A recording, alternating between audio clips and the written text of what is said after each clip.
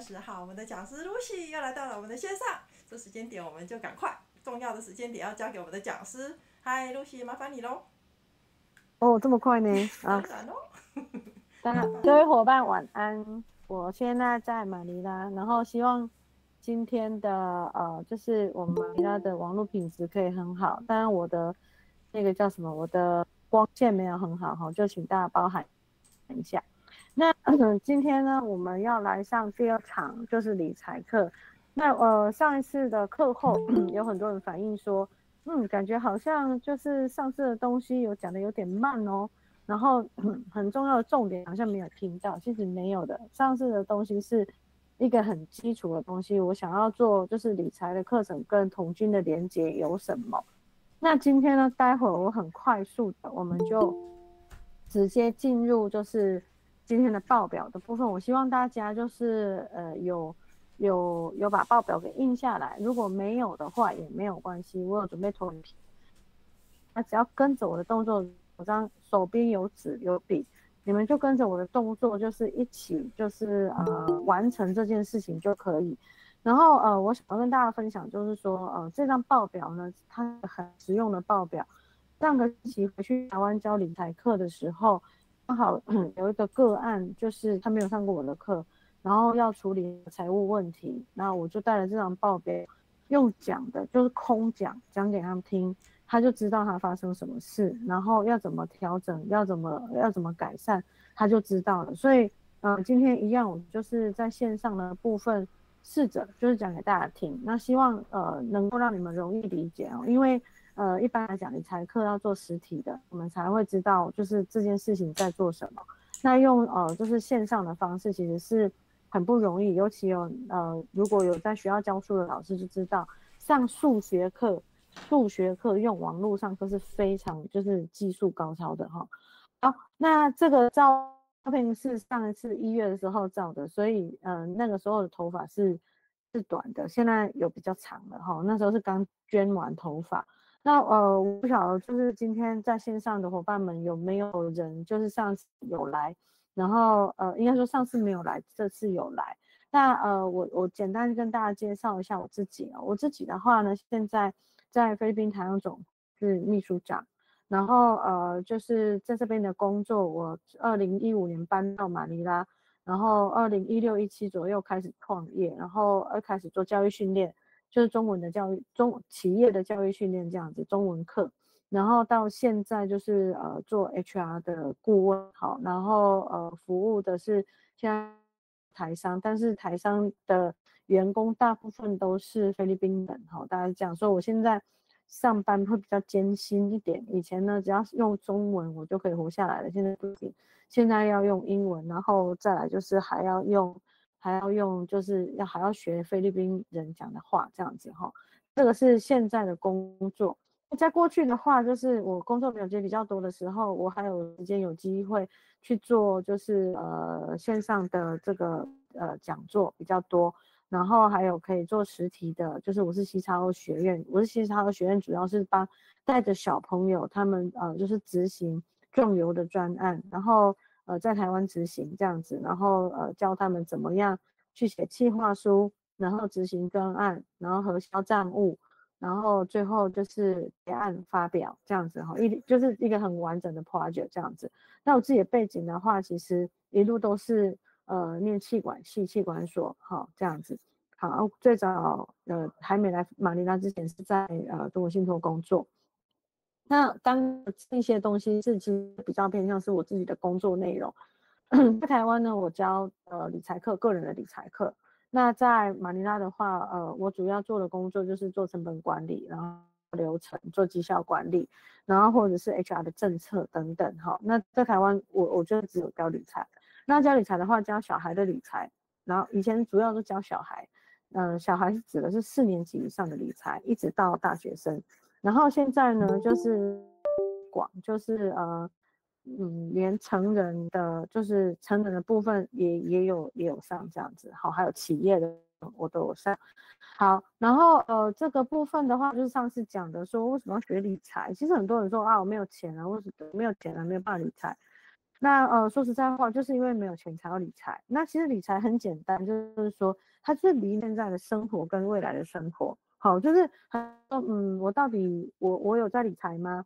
还是说现在理的财到好，基本上你只要对回去，是不是跟你的生活做连结就可以？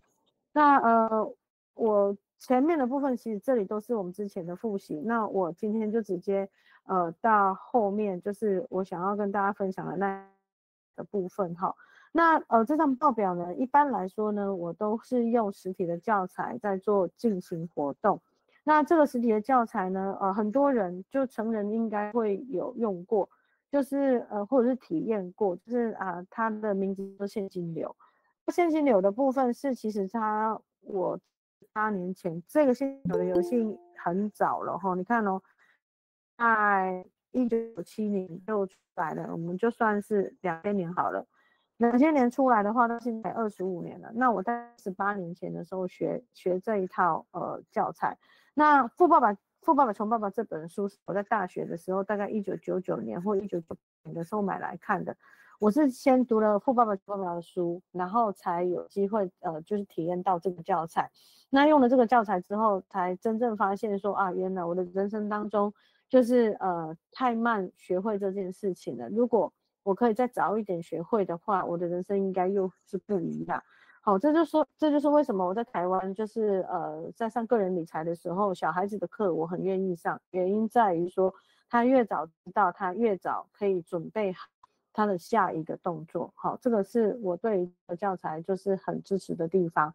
那很多人就说我要买这个教材，不需要，你只要看过《富爸爸穷爸爸》，然后有机会的话，就是我有开免费的课，你们可以来体验就可以。那这个教材部分我很推崇它，最主要是因为你可以看到它基本上就是人生的体验。什么意思呢？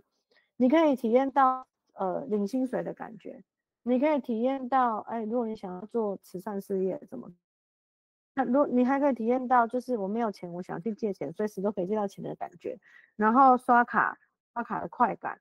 好，还有就是怎么定存，然后怎么投资，怎么卖掉我的投资，然后生小孩、事业，那这一些东西你遇到的时候，你该怎么办？好，有很多人，尤其就是在我们这一代的就年轻人，其实跟我们上一辈的人相比，我们真的很辛苦，因为这个世界的变化实在是太大了。那我们如何准备好我们的未来，这件事情非常非常重要。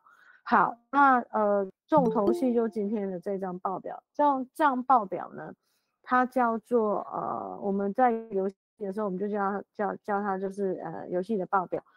那因为这样游戏的报表，它是结合了3张财务报表。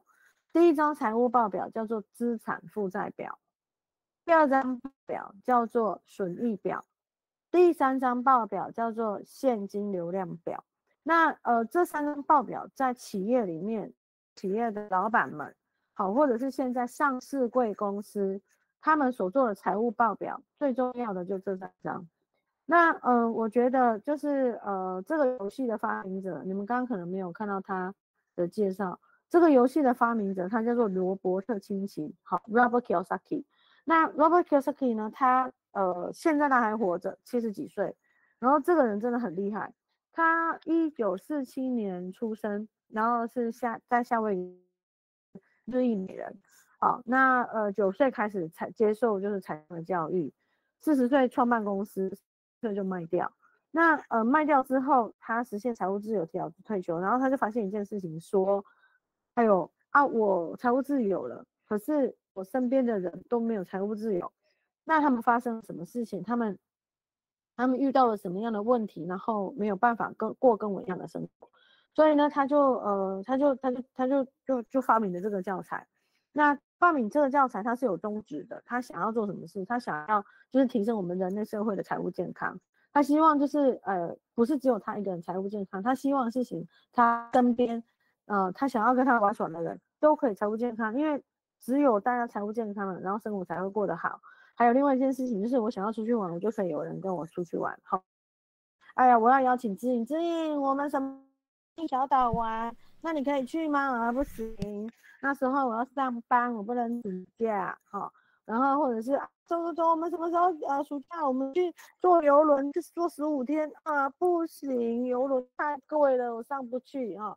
就是 Robert Saki 就是Robert Kiyosaki 就是遇到他的朋友是这样的情况，所以他觉得说好，那我来开发用简单的方式让大家可以理解说好，如果我什么情况叫做财务自由，那财务自由之后又会有什么好处？大概是这样子。所以这个是我刚刚讲到的，就是这富爸爸穷爸爸的那本书，然后现在要介绍就是这个作者。那作者我觉得他对人类最大的贡献，他就是把这3张，就是我刚刚说的3张财务报表、资产负债表、损益表跟现金流量表放在同一个平面上。因为在过去呢，没有人就是会做这件事情，因为你会看到说，大家都说，财报很重要，可是没有人看得懂。为什么没有人看得懂？要看得懂也很困难。为什么？因为它是一张一张的，所以他感受不到那个钱的流动跟连接。那我觉得Robert Kiyosaki 他最感人的地方就是他把它放在一起的。什么意思呢？我现在。我不知道我用滑鼠指着荧幕，你可以看到滑鼠吗？好像没办法，对不对？我现在指着我用滑鼠指着荧幕，你们看得到吗？可以。哦，看得到，哇，太神奇了，太棒了。好，那那我跟大家分享这一块哦，你看一下下面的这一块，我们先从下面开始讲，就是我们在讲理财这件事情，你要盘点自己的财产这件事情，第一件事情就是先处理下面的这一段，下面的这一段呢，左边它叫做资产，右边呢它叫做负债。那这个名词对很多不是学财务的人或是学商的人来说，他觉得很生硬，哇，对他讲那是什么名词啊？那简单一点讲，就是说左边它叫做正的财产，你正的财产；右手边呢就是你负的财产。负债呢，简单一点讲就是借钱，到处借钱啊，跟爸妈借钱，跟银行借钱，跟信用卡借钱，跟地下钱庄借钱，跟谁借钱。只要是借钱的项目，全部都会就是写在右手边。好，那如果大家有一点理解，就是资产负债表了之后，那你就可以开始盘点，就是你自己就是有多少钱哦。例如说，你有多少正的财产，你有多少负的财产。假设哦，我的资产，我的正的财产是10块钱，我的负的财产加起来是8块钱，请问一下我总共多少钱？正的资产哦，正的10块钱，负的8块钱，请问一下我总共多少钱？2块。2块钱。正的2块，对不对？正的2块，所以至少我还是正的2块，对不对？对。那有些人呢，资产正的1000，然后负债哦1500，请问一下，那他的身家总财产是多少？负500，对不对？好，我刚刚正2跟负500，你知道它就差在哪里？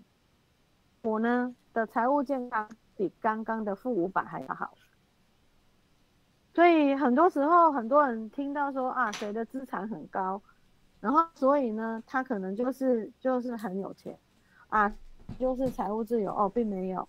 你要听完他的报表全部。什么叫报表全部？就是跟右边要相加，他多少？好，所以被别人吓到。很多人都说哦，我资产有1亿，1亿有什么了不起？那负债有100亿，100亿呀，对不对？有什么了不起？然后我的资产只有100万，可是我负债只有20万，我挣80还比他厉害耶，对不对？好，所以我要讲的事情就是说，当大家在理入自己的财务状况的时候，检视自己的时候，拜托，先从这里开始。那很多人他就会来问我说，请问一下什么叫资产，然后什么叫负债？资产的部分呢，来我跟大家介绍，如果你们有印报表印下来的人，你们帮我一起看资产的最上面那一行，它叫什么？资产是黑色的，对不对？下面一行，资产的下面这一行，这个是什么字？看得到吗？银行存款，对不对？银行存款，对不对？好，第二行呢？第二行的这个地方，它写的是什么？就是股票、基金、存单，然后存单，然后黄金这种东西。然后第三行这里是不是叫房地产？嗯，最下面这一行是叫企业投资。是。好，来哦，这一个项目我跟你讲哦，我刚刚说这个教材大概是20几年前发明的，对不对？那其实你可以看到20几年前到现在，金融市场有非常多的金融商品，无非都是用这个基础做出来的。所以很多人就在问说，我的资产，什么叫我的资产？那很多人盘点完了资产，最后就只有存款这一项，没有别的，只有存款这一项，没有别的。那今天上完课之后，我希望你们有机会，就是去认识其他的东西，好，因为你必须，你有认识其他的东西，你有机会你的钱变大。如果你没有去认识其他的东西，你还是只有第一行存款的话，基本上你的钱要变大的机会有，但是很少很少。好，我讲个例子给大家听。我上个礼拜，不要说上个礼拜，3月底的时候，我打开我的账户，台湾的台币账户，我就发现，我怎么那么多钱？好，然后昨天我转账给人家，就打开我账户，没有做其他事，我就昨天转账哦，然后转账转6000块台币哦，然后我就发现说，发生什么事？怎么一下子掉了20几万下来？然后我就知道了，我就知道什么事发生了。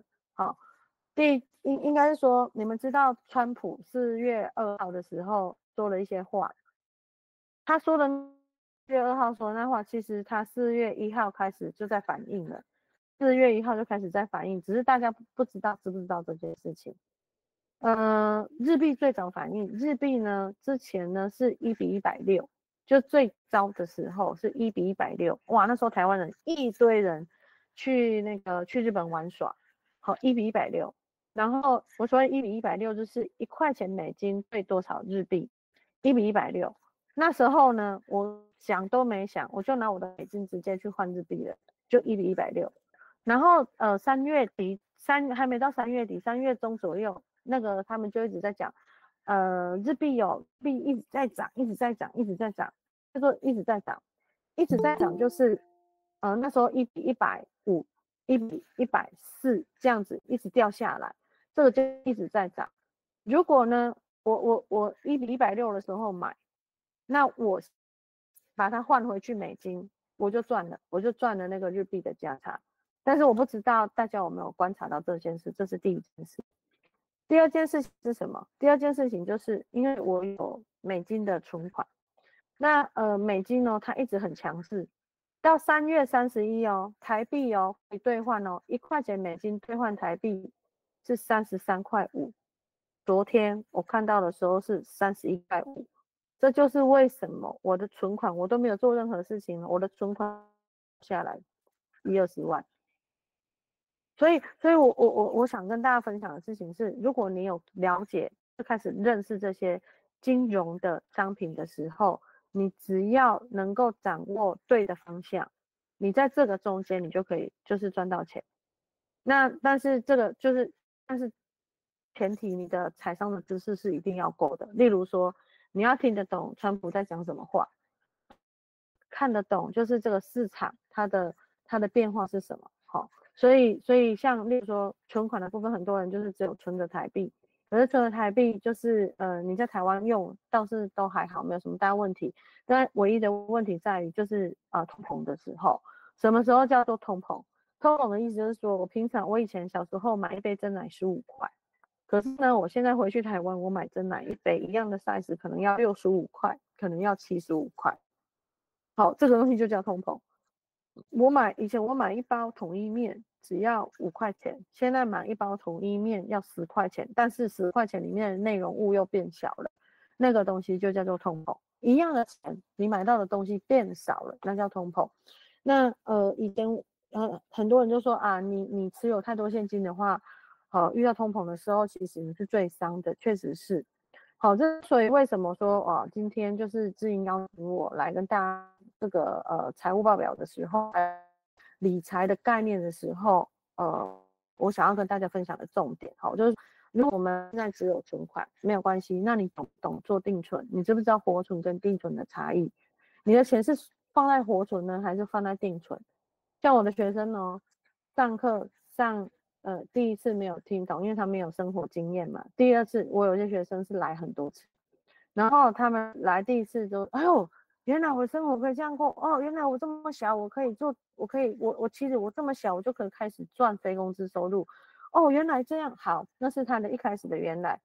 第二次来了之后呢，他就把他听懂了，听懂了之后，他回去就真的操作，因为现在小朋友太厉害了，就是用数位银行。用手机他就可以做这件事情。好，例如说他学会了定存，他只要去打工回来，他自己就会规划好，他会用多少钱，剩下的钱全部定存。然后他用定存之后，他还会看得懂利率哦。例如说外币的定存，这个是台币的定存，它的利率是什么？他要怎么定存？然后他不会，他还会问老师：“我这样做有没有问题？然后会不会怎么样？”哦，我觉得这样真的是非常的厉害。好，所以这个存款的部分，其实如果你要帮自己增加，就是所谓的非工资收入，我先跟大家讲说，非工资收入是什么？先讲资产嘛，刚刚讲资产财产，然后负的财产。那负的财产刚刚讲就是借款、房贷、车贷、信用卡贷款，巴拉巴拉巴拉借钱，只要是借钱，这里都会写在这里。好我先跟大家讲一下，是放在资产的东西，你只要放在资产的东西，它就会涨钱给你，涨钱给你，那到楼上去，楼上叫做收入。你放在负债的东西，它偷你钱，就是你只要上面负债上面有，不好意思，你的支出一定会有东西跑出来。你如果让支出的数字变小，你要先处理的，人家讲 root cause 嘛，哈 ，root cause 在哪里 ？root cause 在这里，你要先处理负债表的负债，你才有办法降低支出。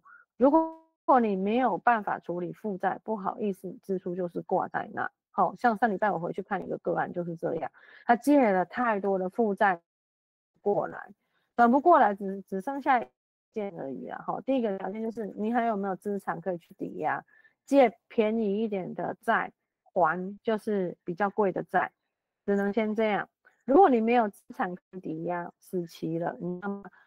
死期就是你可能你剩下亲朋好友可以借。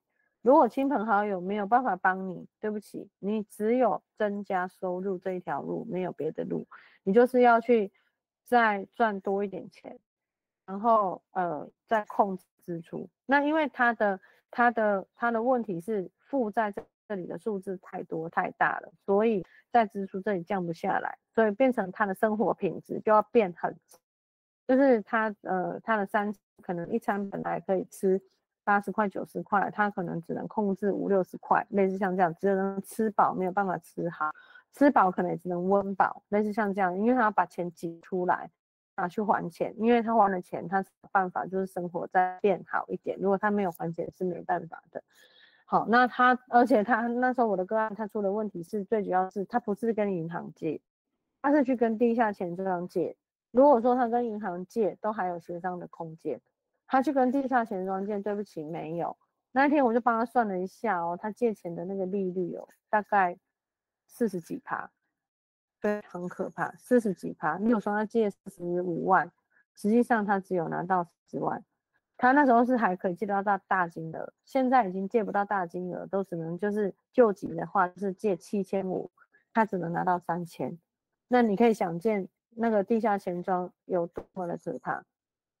借7500，你才拿到3000台币的现金，那但是你要还给他全部7500。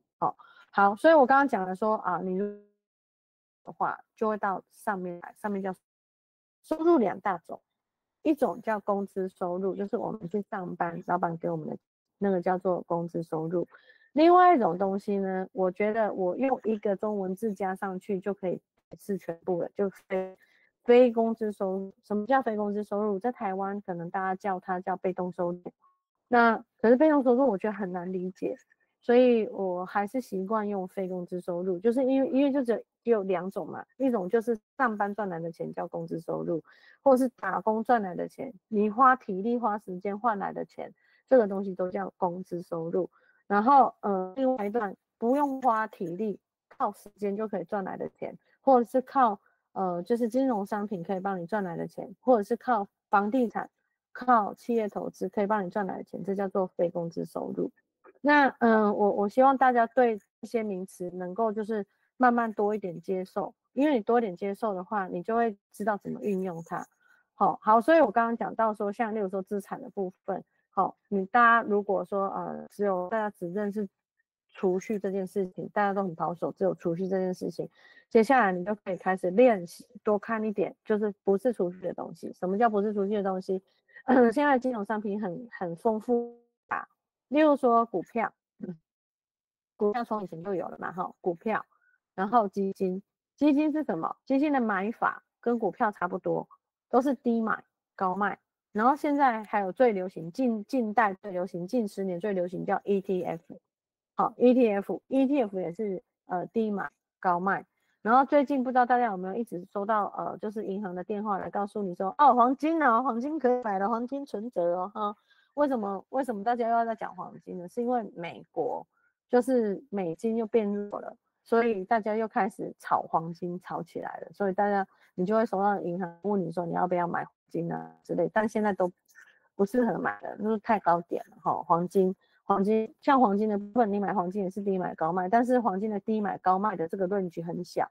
然后黄金还有个缺点，就是你买进了之后啊，它不会涨利息，它就是在那里，就是一块铁在那，一块金属在那里，然后等到那个数字大一点的时候，你把它卖掉，就这样子。那这个是黄金哈，所以中间的这一块的东西，其实你可以实践，它是容易变现的。好，我买股票，我要用钱的时候我容易变现；我买基金，我要用钱的时候容易变现。好，那这些金融商品不一样的地方在哪里？不一样的还有一个东西叫比特币。比特币，好，这中间这个地方就是很多新型的，就是金融的商品，基本上逻辑都是一样，低买高卖。那差异比较大的地方在于手续费，还有结算日期。例如说基金，它是一个组合的商品，所以它要你买进的时候，可能那个金额跟那个数字你可以买进，但是你要卖出的时候，你都要等，原因是它要结算，它要确认最后你卖出的金额是多少，然后再结算现金给你。然后它的手续费跟例如说股票不同 ，ETF 也是 ETF 的手续费，好，就是每一个产品的手续费都不同。好，这个是第二个项目资产的东西。第三个项目呢叫做房地产。房地产的部分呢，一般来说，在台湾来讲，很多人就是很重视这件事情，就是有土司有财，有房司有财，就是我有房子，我比较安心。可是很多人就又会鼓吹跟讲另外一件事情，就是说买房这件事情呢，就是会绑了我的一生，所以我觉得我决定了，我就是租房子一辈子。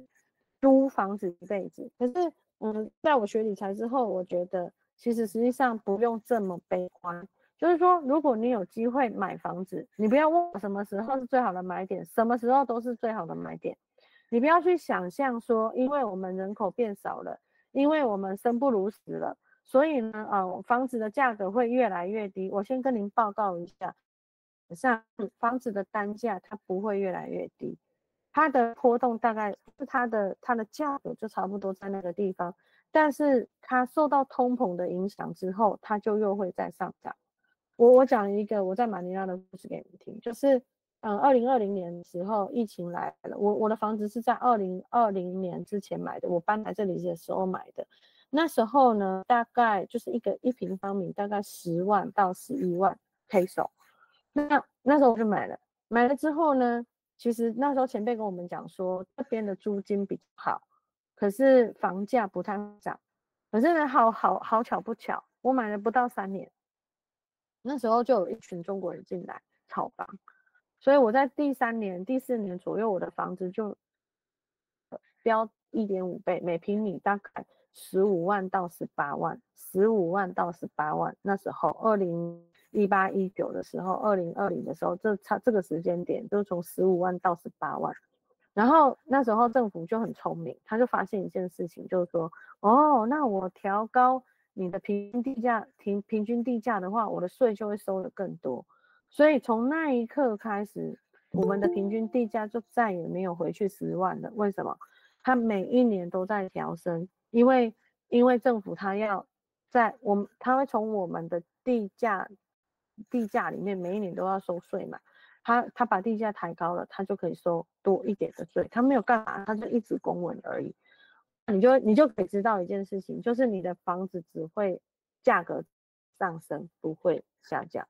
所以我觉得那时候我跟我理财课的学生讲，如果你有心想要买房子，就是你还是算年轻的小朋友，20、30岁的小朋友，你想要买房子，记得一件事情，就是你规划一次买2个。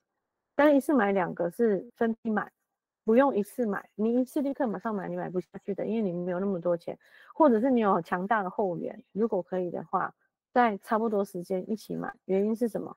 原因是房子涨上去就涨上去了，它回不来。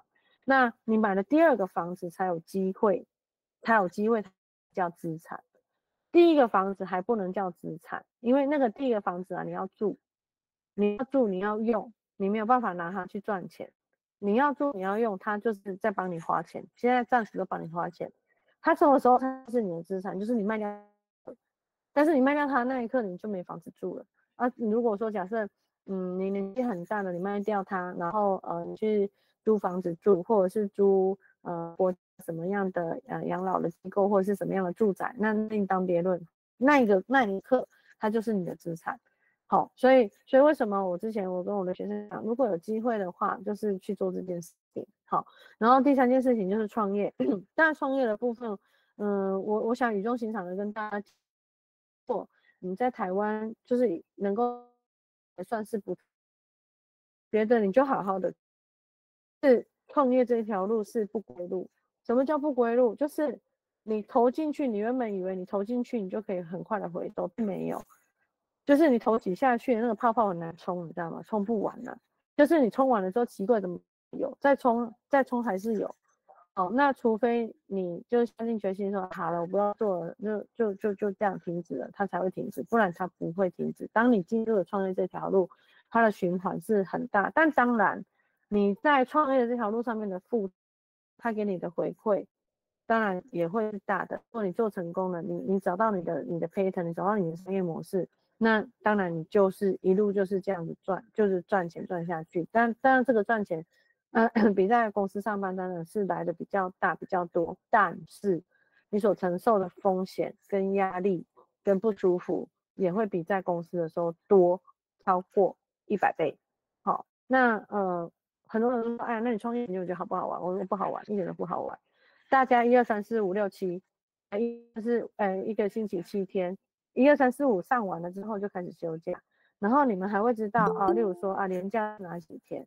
我从创业开始到现在，我没有1天是休假日，1、2、3、4、5、6、7都上班。只要客人告诉我说可不可以上课，可不可以做什么事，可不可以怎么样，我都可以。为什么？因为我每一天睁开眼睛就是要找业绩，我睁开眼睛就是要赚钱，就是这样子，没办法。然后机会来了，你没有抓住，然后就没了。但是这个部分也变成我就是后期在思考，我如何能够就是再更优雅一点。好，做的不好，有压力还是有压力，但是我还是希望能够就是在调整，变得就是优雅一点。好，所以这一块讲是资产。那右手边呢讲的是负债。负债呢刚刚讲了就是贷款，就各式各样的贷款。但是记得负债挂在上面的时候，你要处理它的时候，利率大的先处理，期间短的先处理。因为你只要处理掉你负债这里东西只要不见了，里面的支出就会变小，就这样子。好，那这张报表底下的资产负债表大概是这样。楼上叫做损益表，损益表的部分，资产负债表一般来讲，你有新增异动资产跟负债的时候才会去做才会去更新它。要不然的话，它大概就是很稳定，就是不用一直更新。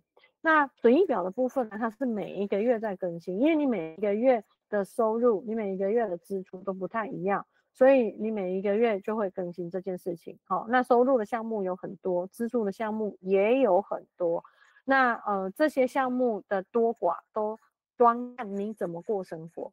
好，例如说我们那天就在闲聊啊，说，请问一下，人家厕所有几瓶洗发精，几瓶沐浴乳，哇，大家开始讲，开始聊起来。我说，你发现一件事情，你买那么多瓶在那里，你最多只用1瓶或2瓶，因为你要换味道。可是你买那么多瓶在那里，是不是很浪费？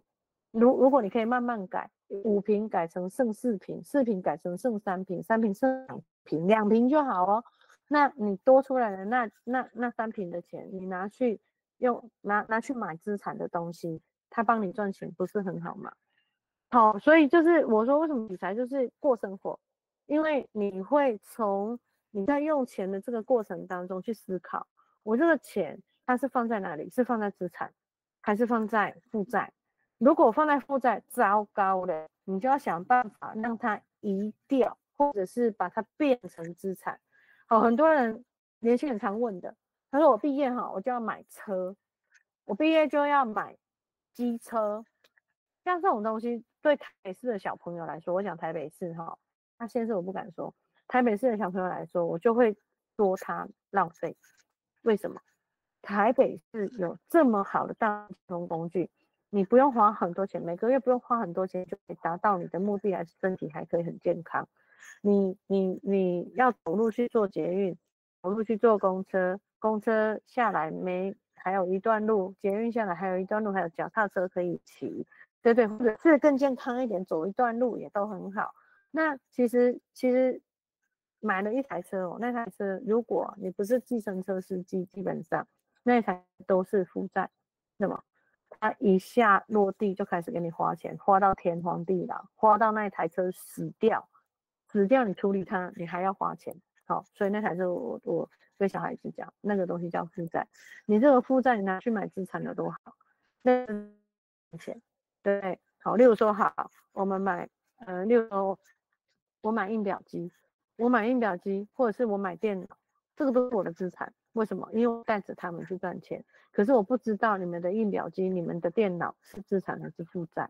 好，所以我觉得说这一块就是大家有机会就是多思考一点，就是你在用钱的时候，钱用在哪里，怎么用都不是问题。问题在于说你有没有想要早点财务自由。如果你有想要早一点财务自由，那你就习惯调整一下就可以。好，就像例如说我们想减肥，大家都就很有胖的人，像我这种胖的人，想要减肥，你就开始要想你要改善的东西是什么。真的要减肥，你要改善的东西是什么？那我都不要吃好了，我不要吃1个礼拜，我就会降2公斤。不好意思啊，你有办法每一个礼拜都这样不要吃吗？不可能嘛。所以我们应该找更好的方法去想，我如何去调整我的生活习惯、我的饮食习惯，还有造成我肥胖的问题的那一些东西，慢慢改，不能一次改到底的话，很快就坏掉了哈。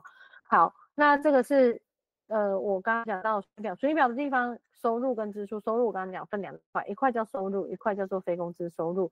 那非工资收入的部分呢，就是这一大块都是什么收入？利息、股利，好，或者租金，好，或者是就是你创业分的红利这些东西，好，它就叫做非工资收入，因为你不用再额外花劳力赚它的钱，它就叫做非工资收入。那你可以看到右上角这个位置，它叫做非工资收入。一般来说，我都会特别记录出来，我有多少非工资收入。因为呢，财务自由的是叫做非工资收入，在这里哦，工资收入大于总支出。你只要有办法做到非工资收入大于总支出，恭喜你，恭喜你，你就财务自由了。好，那但是当你财务自由了之后，你就会顿悟一件事情，说，其实我的非工资收入好像还没有办法，就是很稳定，好像还没有办法达成就是非常安稳的财务自由。对，没有错。这个就是不是非工资收入代理总支出做到了就做到了，还要维护它。好，那你要你有适度的去维护它。不好意思，你就可以不要去上班，你每一天都可以过着非常快乐的生活，可以过着你想要选择的生活。好，那这是这张报表。其实今天的课程最重要就是这张报表哈。从就是一开场到现在，其实我这样拉里拉扎讲了也30分钟，就这张报表。那实作的部分呢，我做给大家看一下，那不知道大家有没有印下来？如果有印下来的话，就是你们可以帮忙我一件事情，就是我这张报表上面我有写上数字，好，我有写上数字，那你们可以也跟着一起写上。什么叫数字呢？就例如你看资产这个地方，资产这个地方这里有储蓄400，然后这里有负债，有多少的数字在这里就跟着写。然后呢，工资是多少？7500，然后支出是多少？然后总收入是多少？一个小孩多少钱？总支出是多少？月现金流是多少？你们先帮我把这个数字写下来。那写好的时候跟我讲说，我好了，那我就要做一次示范给你说，当你现实生活当中你有钱要放在资产的时候，会变成什么样？你有钱放在负债的时候会变成什么样？好，我想要让大家有感受一下钱流动的样子。好，2分钟应该可以写得完吧？我可以等大家一下，然后我喝一口水。好了之后可以跟我讲。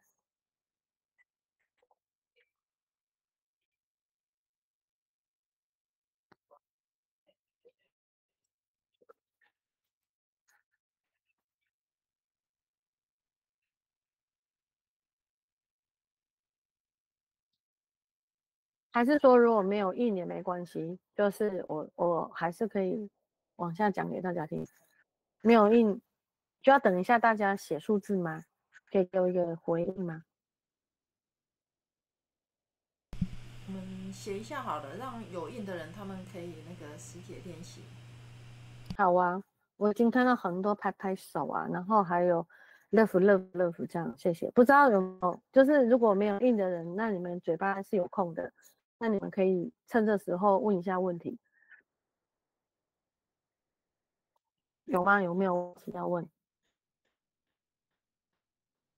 因为你们一口气听了这么一大套东西，不知道有没有办法消化跟吸收。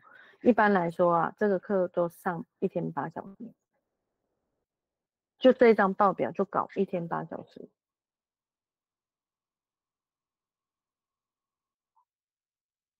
有吗？有没有人想要问的？有没有人看到他厉害的地方了？还是还没？如果还没的，欢迎回来台湾找我上课。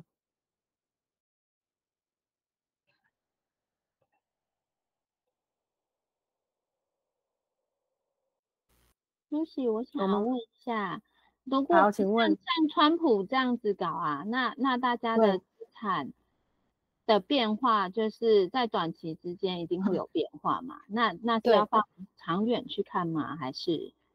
对，我先跟大家讲一下哦，就是川普的这件事啊，其实就是因为美国啊，他们发生什么？因为美国他们的资产负债表出问题了，它的负债的数字，你们都听过国债吗？美国国债，美国国债的数字太大了，因为拜登先生啊，你们知道吗？一般来讲，过去我讲一个小小的故事，以前呢，就叫金本位的时代，金本位叫什么意思？就是你有多少黄金，你才可以印多少钞票。可是呢，美国会臭小孩啊，不臭大哥，他就说这有什么好的，废掉，为什么要用金本位？有什么好玩的？这样子阻碍金融发展。然后呢，把这个制度废掉，废掉了之后，他就什么好事？他就是没有钱的时候，因为美国这个货币是全球通用的货币，商务通用的货币。那所以呢，当美国没有钱的时候，他就印钱。那他以前印钱就是还蛮有价值的，他的债还蛮有价值的，所以会来买债。然后呢，因为债的话要有借有还，有借有还嘛。那因为后来呢，他们印钱的速度啊太可怕了，就是我印象最深刻就是2008的时候，他印钱印了4次 ，QE1、QE3、QE4，你知道吗？他印了4次的钱，他消化几年？你知道吗？他消化十年，消化10年才让整个地球就恢复生机，开始发芽。然后可是才正在发芽，结果疫情来了，2020疫情来了，然后直接那个芽直接被折断。然后那时候拜登，我想想看，那时候川普也在，川普一上来就开始没办法嘛，就只好又开始印钞票。那你们可以去感受一下吼，就是美国在印钞票的时候，美金就会开始一直涨，一直涨，一直涨，一直涨，一直涨。那现在呢，川普呢，他在做的事情，他在做什么？他在减债，他想要减债，因为呢，他透过汇率的调整，他透过利率的调整，就可以马上让他的债下降，让他可以喘一口气。就是呢，他现在在创造收入，他在讲关税的事情，就是要把收入赚进来。那收入其实你知道吗？美国人非常会花钱，已经花到天荒地老了。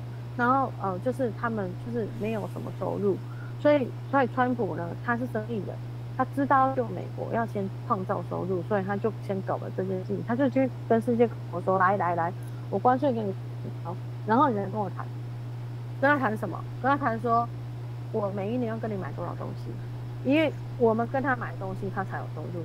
我们没有跟他买东西就没有收入，因为他都一直跟我们买东西。好，所以对我们自己财务的影响会是什么？你会看到的事情是短时间，现在这半年，我觉得这半年美金会一直跌，所以台币就会很强，非常的强。好，当台币非常强的时候，请大家注意一件事情：如果你有闲的钱，你就可以开始布置美金，因为呢，怎么样？美金会在就是某一个点的时候，因为它弱很久了嘛，它大概会弱半年，我觉得它会弱半年。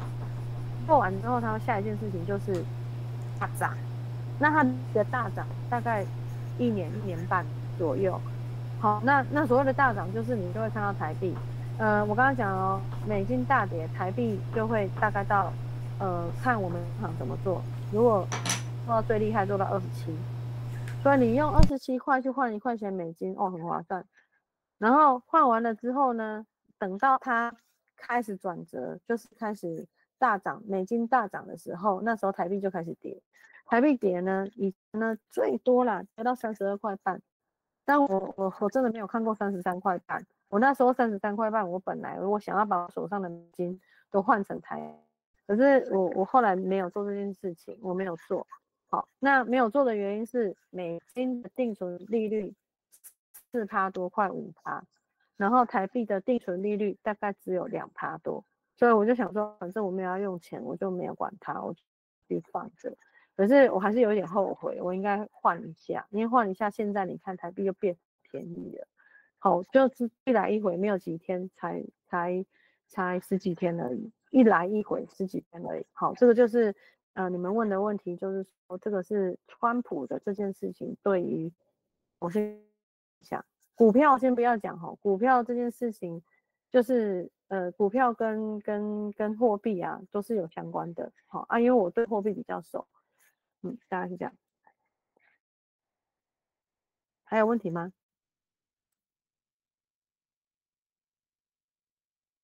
那请问一下，报表都写好了吗？如果写好的话，我就要开始咯，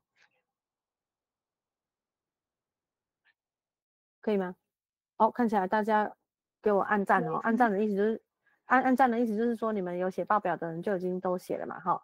好，那我用比较快速节省一点时间的方法，先让你们看到钱的流动。好，你看一下我现在按的这个，你们有看到红色的字吗？在股票的地方。有。好，在我股票的地方有红色的字呢，我就是要告诉大家一件事情哦。如果你有买股票，基本上你用这样的方式记录就可以了。什么意思呢？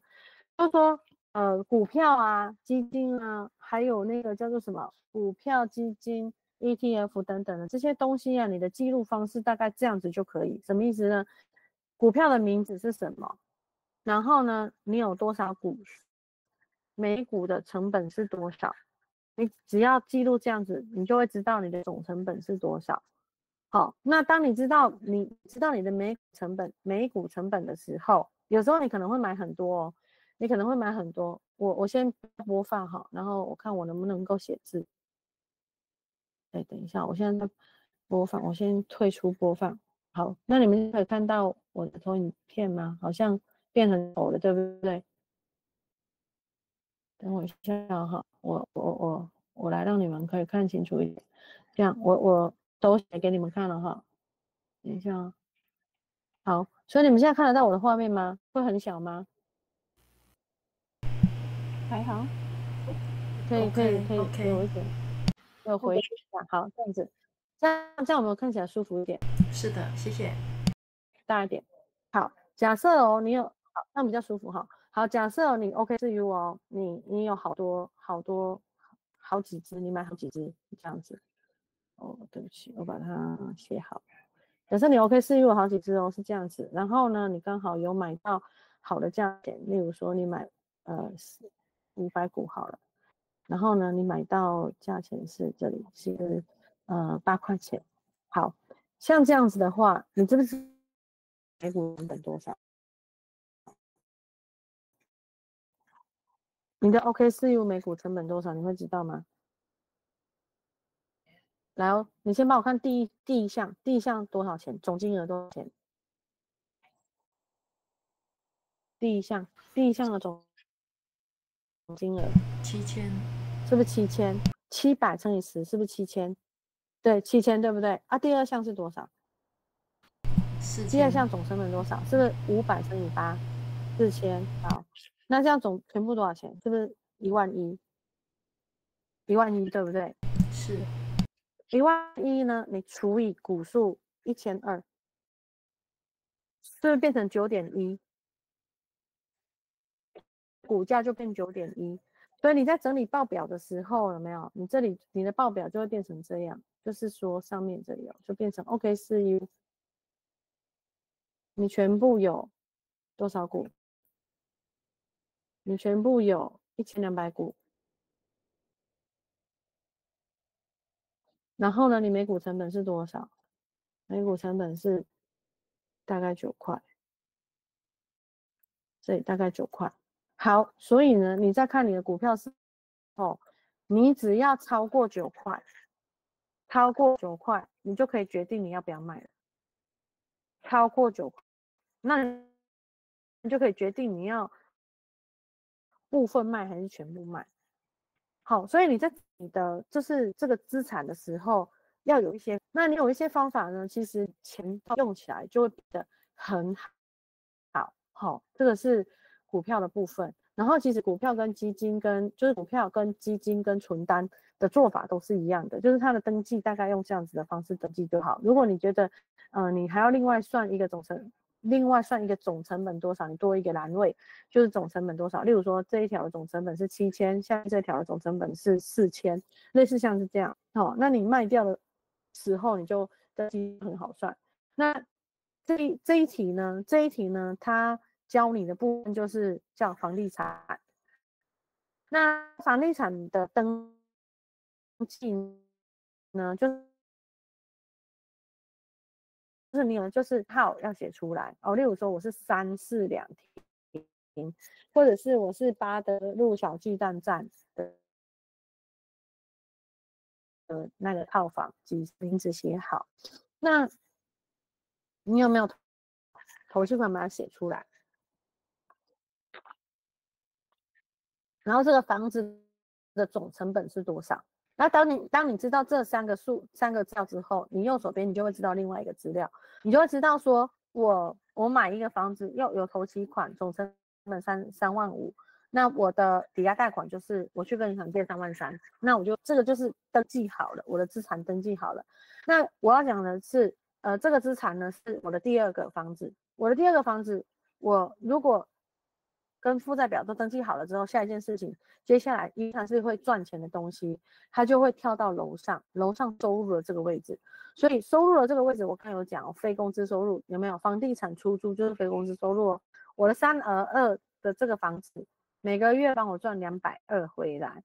那我原本你看到你们写报表的时候写工资7500嘛，然后如果我有个房子出租加220，所以我的总收入就会是7500加220。那上面我这里会写非工资收入，最主要就是我想要知道我的非工资收入什么时候会比下面的这个总支出还要多，我会想要知道，因为例如说这个总支出是5420嘛，那我想要就是上面的非工资收入一直做到比5420还要大，这时候呢我就财务自由了，所以我总收入增加了，那我的月现金流就增加。那月现金流在商务上面叫做 profit， 叫利润。什么叫 profit？ 什么叫利润？就是你用总收入去减掉总支出。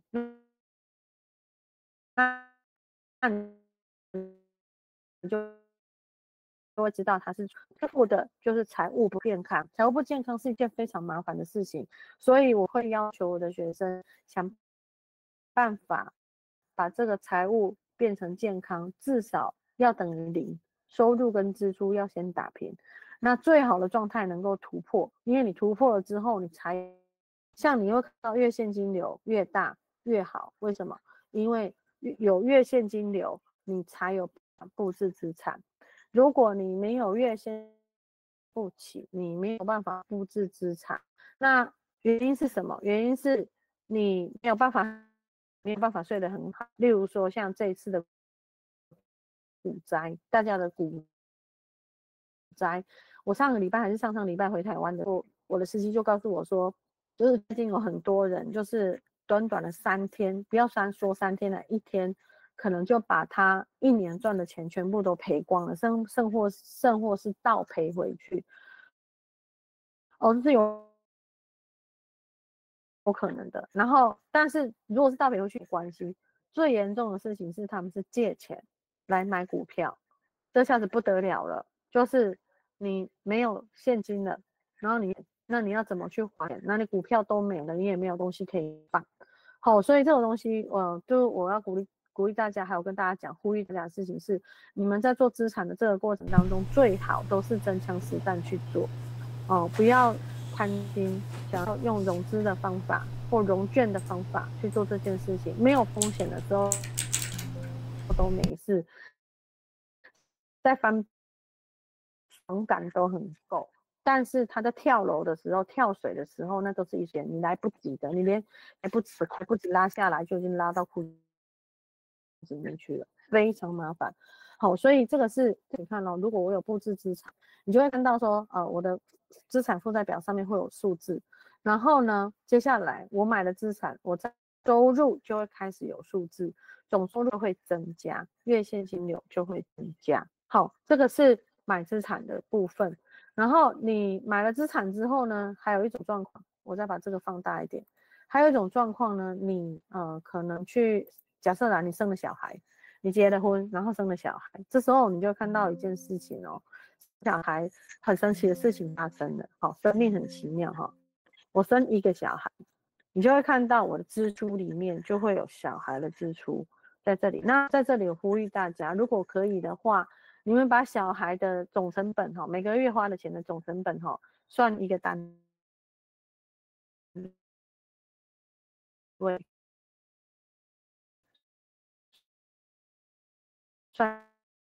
算一个单位去，也可以，应该是说你慢慢的，就是他会长大，小孩的部分前面，然后就是他长大的时候，我们应该要教他自己有自己的个人包。请说。那个刚声音那个没办法很连续这样子，在讲小孩的开始的部分，谢谢。好，现在可以吗？可能玛丽娜的网络不好，这样可以吗？可以。好，那就是说这个地方呢，我要跟大家讲，就是这一张你们现在手上看到的这样财务报表，是可以用在个人，也可以用在家庭，也可以用在就是公司行号都可以。那一般来讲，我们在家庭的时候，就是我们会请大家，如果有小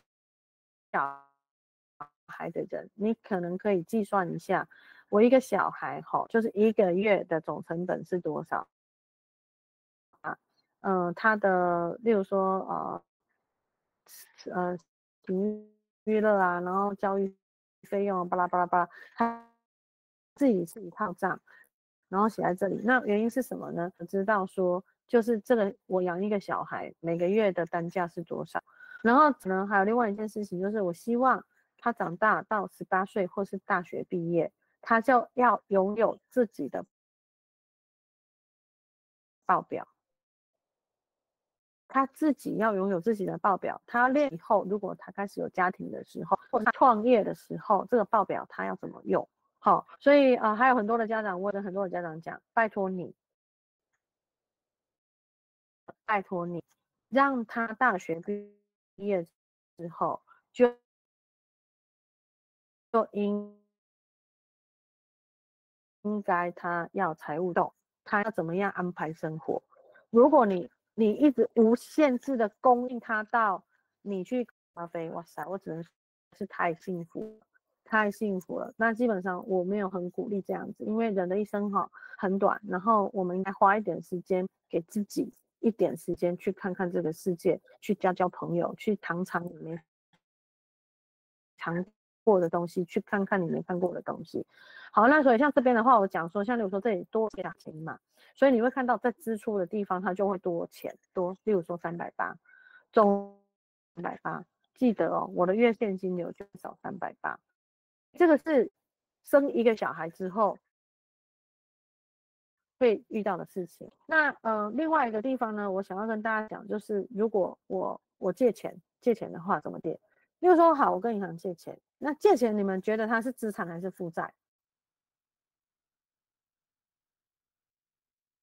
借钱你们觉得它是资产还是负债？负债。资产。负债哦。好，有资产有负债，来注意听哦。我刚刚讲了，借，你只要听到借，就是在负债，就借款、借钱、借车就是负债。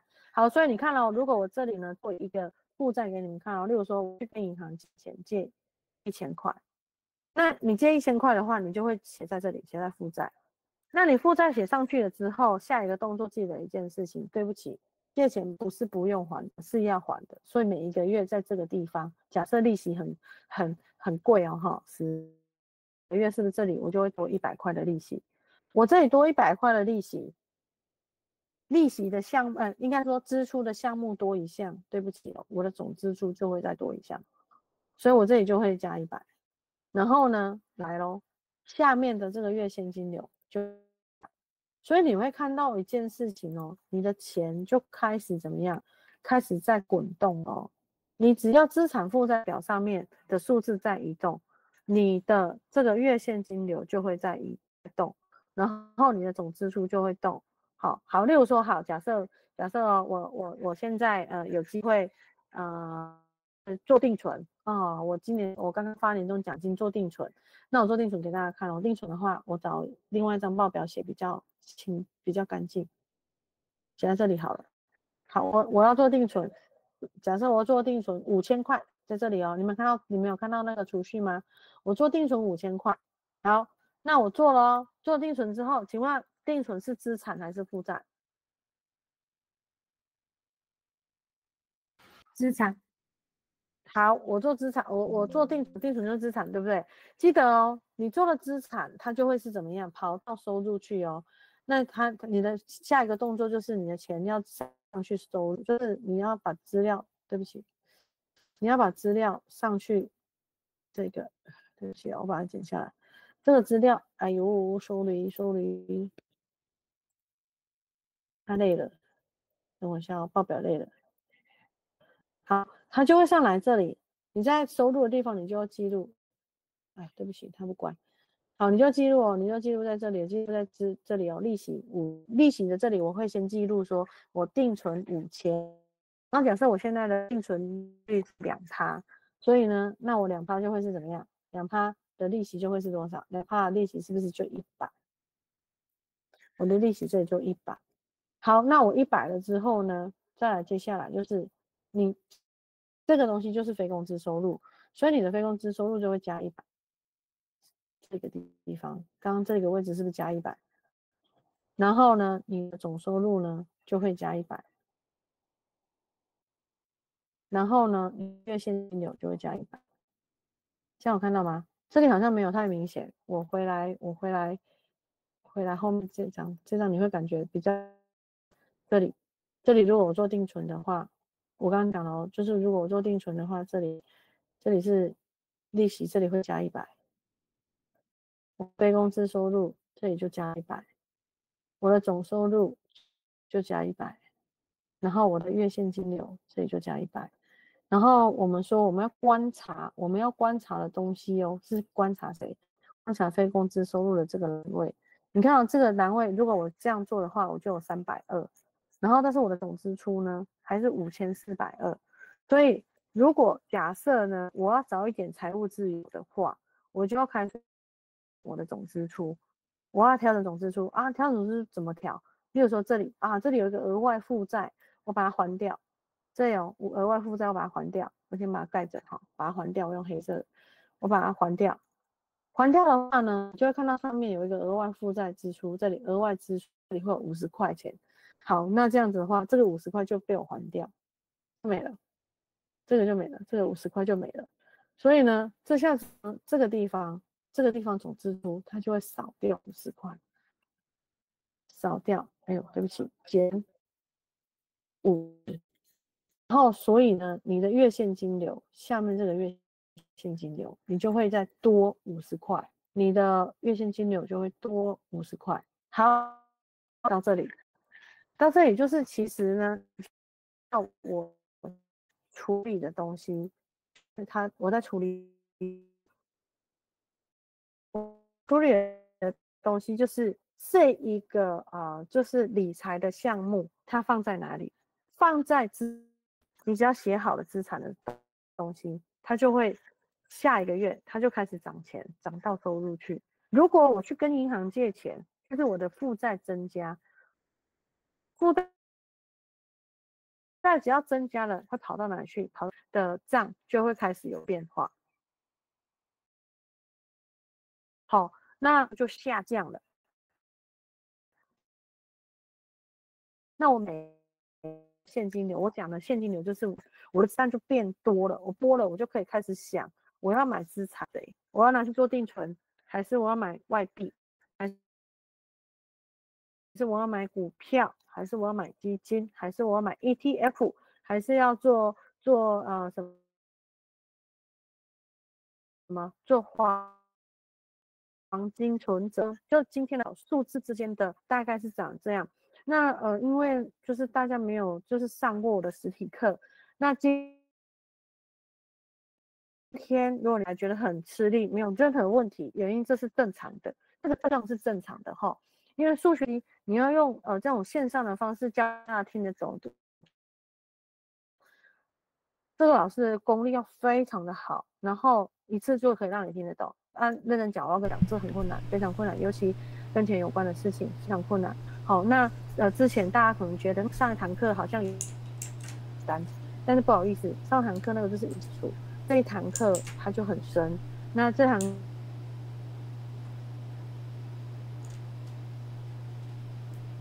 课听不懂都是正常的，好听差不多你就知道我在干什么了。那最快知道我要干什么呢？就是我有开实体课的时候，一次就够了，上一次你就可以听得懂100场了。好，线上课以上是这样子。那因为时间有点超过，不好意思，我今天没有控制得很好。正常来说，40就应该结束了。那也超过了一点点时间。那不知道大家最后有没有什么问题要发问的？我留一点时间给大家发问，这样子好吗？好，以上。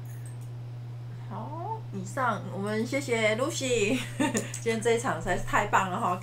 各位课后可以好好的温习。那有什么问题的话，我们是待会那个来先交流一下这样。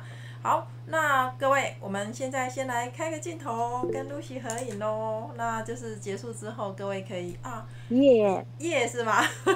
稍等我一下，Lucy 就是这么可爱哈。好来，可以了吗，各位？谁要开镜头？还没开的。等大家开镜头。好，我等你们。大家赶快跳一下。哦，有人举手了，等一下，我们先拍一下照。然后我现在顺便也留影，看一下我的头很长的。Lucy，你今天的影像很模糊哎。搜寻哦，对你刚有提到家人，没关系，我们再看怎么处理哈。那可以吗？我可以拍，我的有清楚，我的清楚，我拍你们。你的清楚是吗？好啊，那你帮我拍，因为我不晓得今天看起来好糊啊，你的部分。好，那好啊。等我一下，等一下，一起哦哈。1、2、3。好，那也借我拍一下。好，我试试看。我这边也拍一下。好。2、3。好，那就先这样子。谢谢观赏贝学院讲座，喜欢请按赞、订阅、分享，请给我们鼓励及支持。